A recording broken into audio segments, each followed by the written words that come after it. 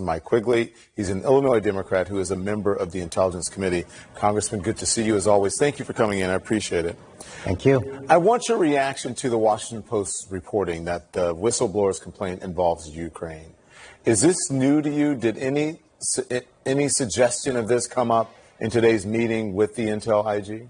Not at all. I think the IG, while a Trump appointee, is a very straight arrow. He was maddeningly on point and stressed other things that are extremely important, but the issue of subject matter was not brought up or discussed. So what you discussed was, what's your concern level about what you heard? Well, let's say this.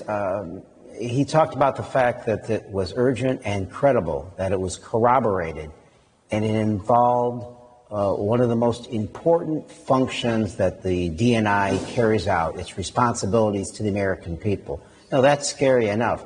And he stressed the fact that, I guess I'd put it this way, in a democracy, we have an intelligence community that operates in secret, and that's necessary.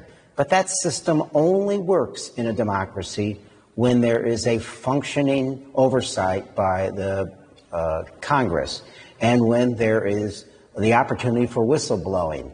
What the IG stressed today is that all that is at risk with the DNI's action blocking the law, blocking this complaint going to Congress as is prescribed. So then why would the president, you saw him, I don't know if you saw him on Twitter today, but downplay it, call it fake news. Also his acolytes as well, his apologists, i.e. Rudy Giuliani and others, conservative media. Why would they downplay this if his own IG is saying it is credible and corroborated? The president doesn't care about the truth.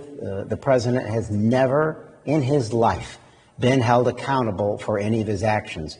And one of the reasons he's successful is he's a bully, and he can lie with an incredibly straight face, and his base will back him up no matter what he says.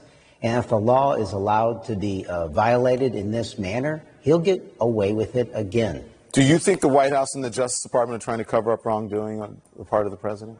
I think that the Attorney General applied for this office by writing a memo attacking the special counsel's investigation of the president. And he's done nothing since then but to be the lapdog of this president, protecting him, holding press conferences on his behalf.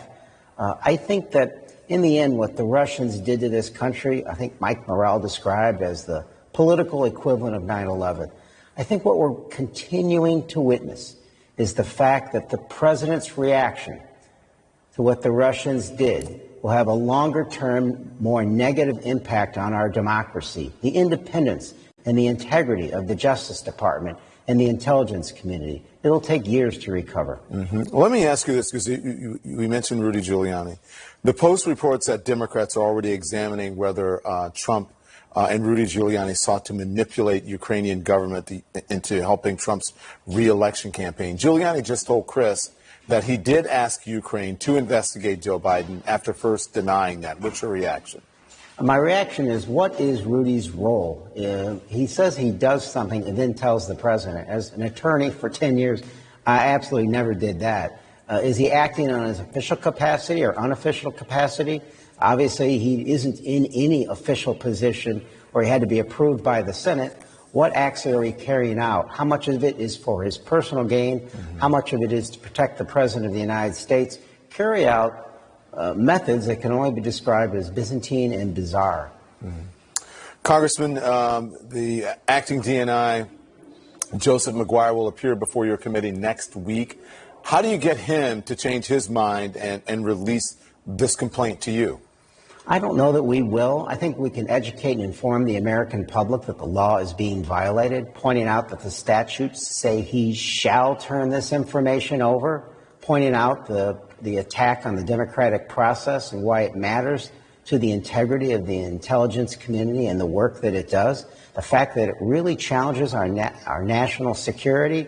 So I don't know that we're going to convince him. I think it begins with the Justice Department changing their opinion about the law, an opinion which is obviously in violation of that same law. Congressman Quigley, it's always a pleasure to have you on. We appreciate you joining us. Thank you so much. Anytime. Thank you. Much more.